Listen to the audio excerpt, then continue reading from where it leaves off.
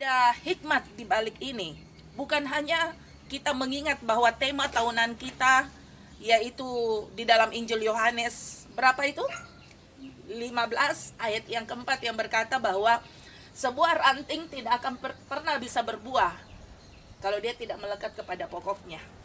Kita semua berfokus kepada buah, tetapi ada hal yang paling fokus utama yang harus kita jangan sampai abaikan. Apa itu? Ini. Coba.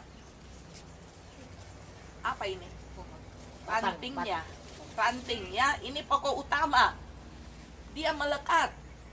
Kalau saya seandainya mematahkan salah satu ranting seperti ini, saya patahkan.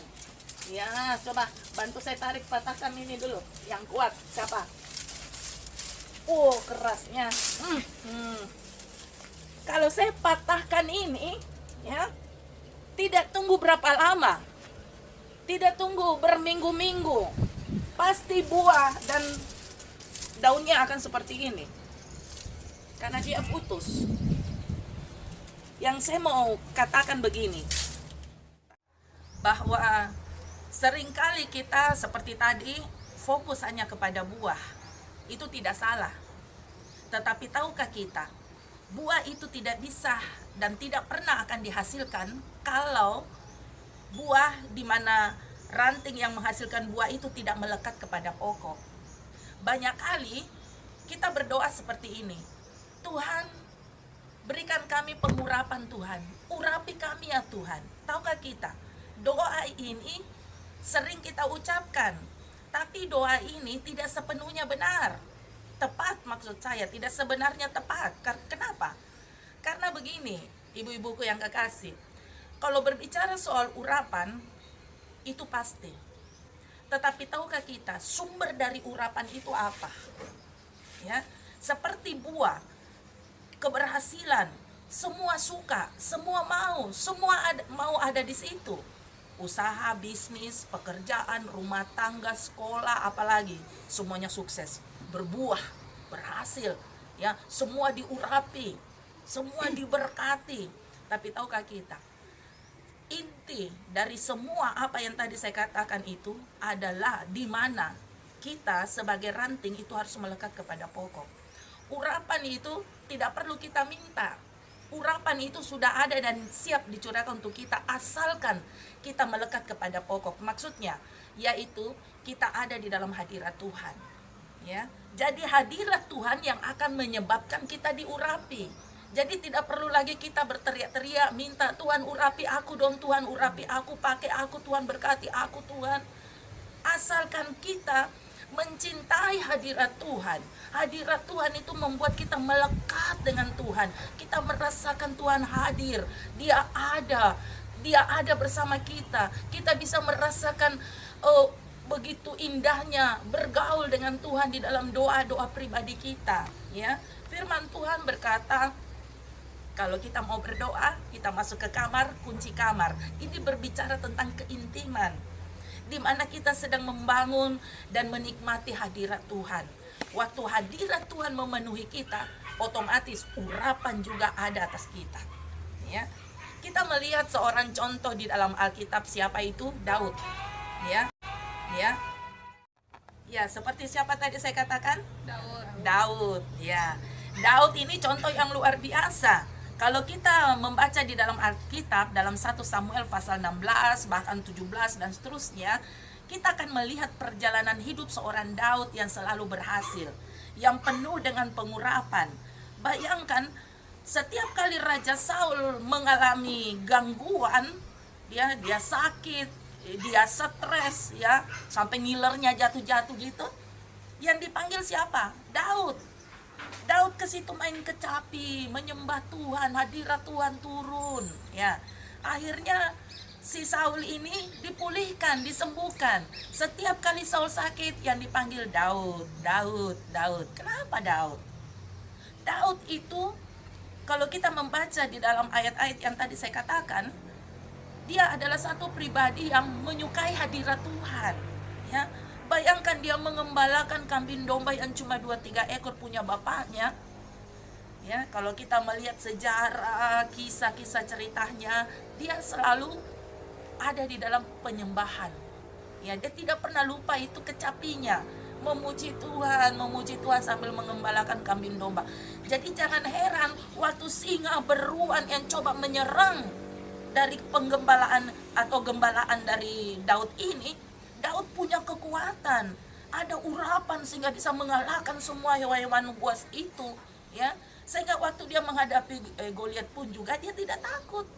Urapan Tuhan bekerja, bukan masalah batu, tetapi masalah urapan itu ada dalam diri Daud. Kenapa? Karena dia suka hadirat Tuhan.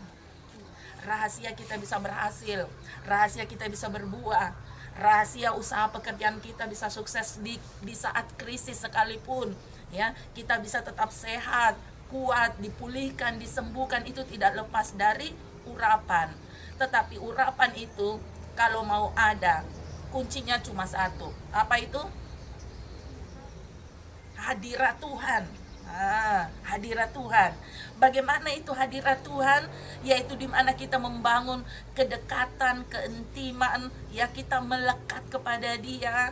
Kita selalu merasa lonely, kita merasa kosong, kita merasa tidak mampu. Tuhan, aku butuh Engkau Tuhan.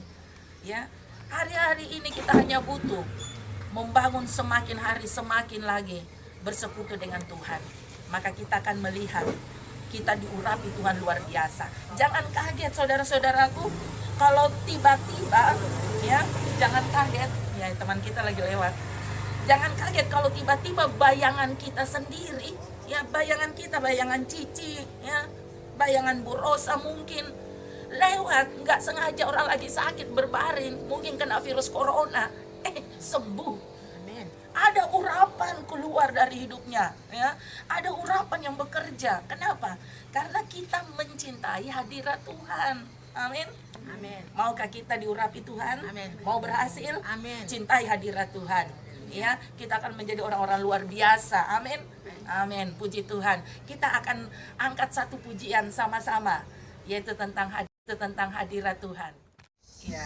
Kita akan saksikan lagu ini, ya. Kita akan nyanyi sama-sama. Mari jemaat Tuhan yang ada di rumah juga sama-sama ikut bernyanyi. Puji Tuhan.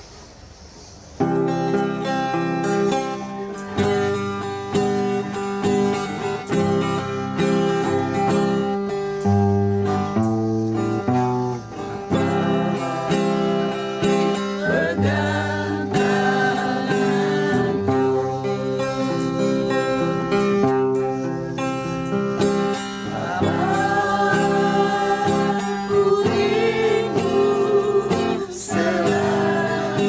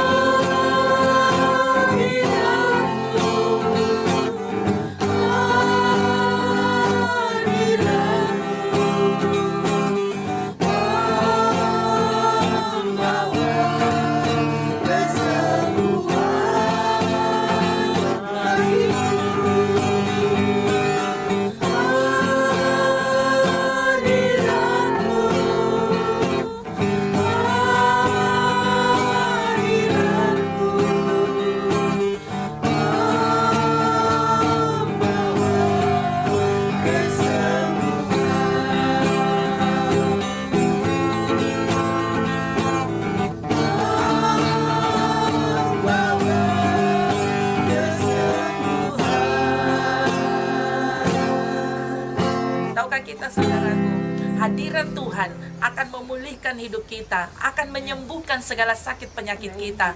Hadirat Tuhan akan membuat kita penuh dengan pengurapan Tuhan, dan pengurapan itu akan membuat kita menjadi orang-orang yang luar biasa. Terpujilah nama Tuhan. Shalom, Tuhan memberkati.